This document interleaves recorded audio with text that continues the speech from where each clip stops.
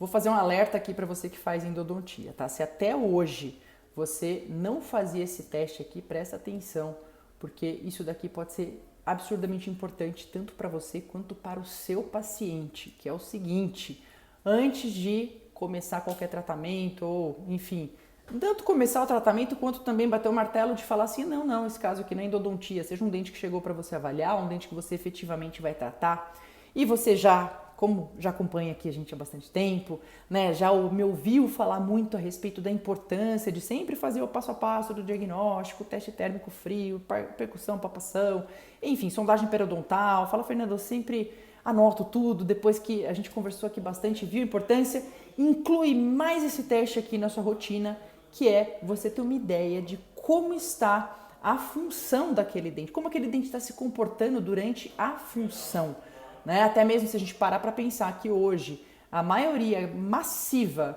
dos pacientes está em algum momento, né, do dia ou da noite, vigília ou no sono, em parafunção, fazendo um apertamento, um bruxismo, e as consequências, as sequelas que a gente tem visto disso dentro do consultório.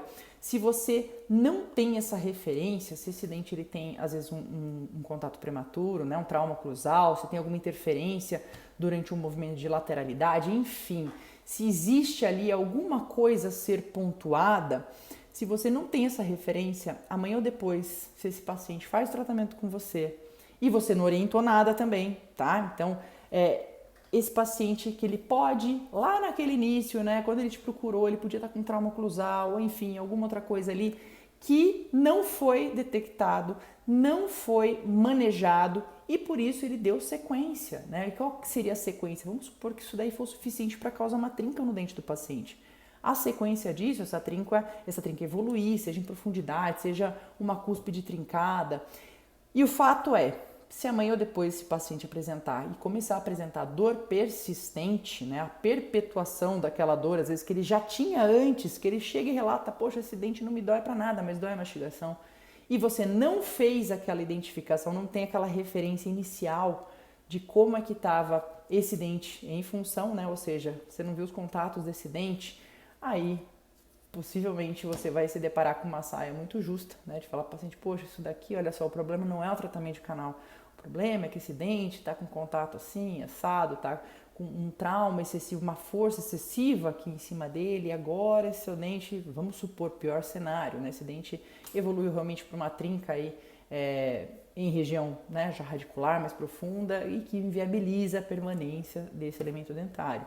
Então isso daí é uma saia justa, e não é só questão da saia justa, né, mas é o cuidar da saúde do paciente. Então, se você está cuidando da saúde do paciente, já tem essa referência lá no início, porque se tiver, inclusive isso daqui pode ter participado do desencadear daquele problema endodôntico. Isso daqui pode ter causado uma trinca lá atrás, e às vezes aquilo que levou uma necrose pulpar, um desenrolar aí endodôntico todo, e você às vezes até tratou a endo, tratou super bem, ficou lindo o seu tratamento, você postou até no Instagram, nas redes sociais, compartilhou, e amanhã depois você não entende, você fala, pô, mas pera lá, o que aconteceu?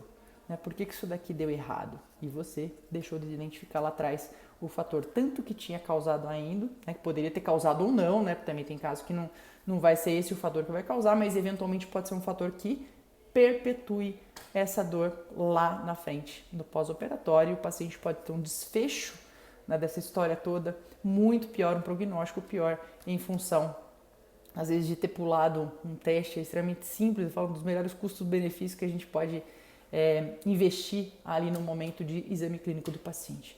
Tá certo? Encaminhe esse vídeo aqui para os seus colegas, porque é um baita de um alerta, e não é só na endodontia, né? A gente acaba falando aqui de um olhar mais endodôntico sempre, mas isso daqui serve para todo cirurgião dentista. Todo cirurgião dentista, mais do que nunca, dentro do consultório, a gente tem que ter essa conscientização. Os pacientes estão ali executando essa parafunção, estão em apertamento, estão em bruxismo, isso daí está gerando sequelas, e o quanto a gente puder, né, identificar e conscientizar o paciente, né, do que está acontecendo e quais são as direções, os nortes, os caminhos que a gente tem aí para preservar com certeza, né, a dentição da melhor forma possível, é nosso dever aí junto do nosso paciente. Tá ok? Um grande abraço, um grande beijo, a gente se vê na próxima.